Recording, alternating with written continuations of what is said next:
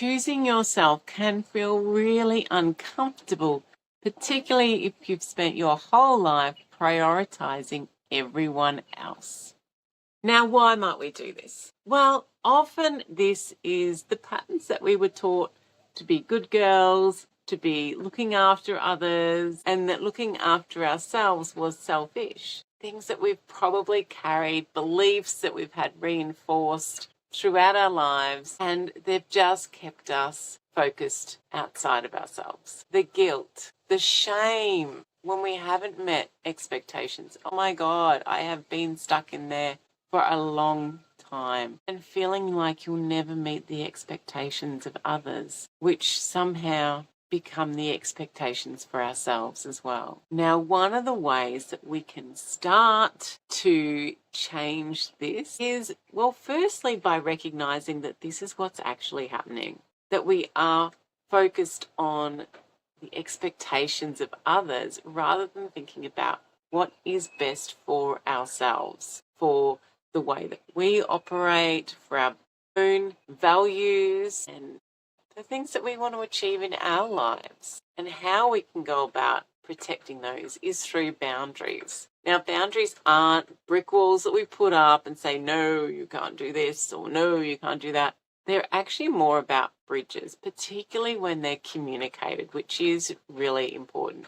Now, what this might look like is this is something that is important to me. And I recognize that this over here is important to you. And I'd love to support you in that. This is how I might be able to contribute to it. I'm not taking ownership for your expectations of me. I take ownership of my own actions, beliefs, and all that sort of thing. But I'm recognizing that this is what you're wanting. And maybe it's not something that I want to do at all. In which case, it's okay to actually say that.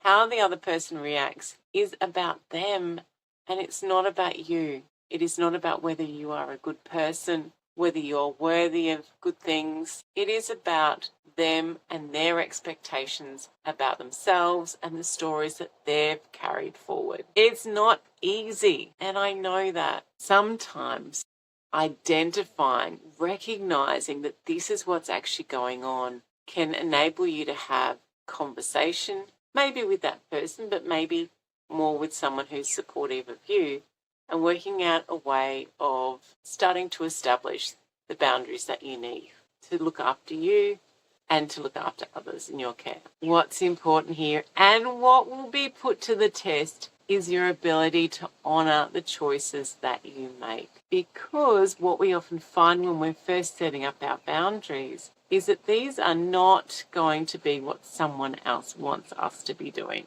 And that's how we got in this mess in the first place.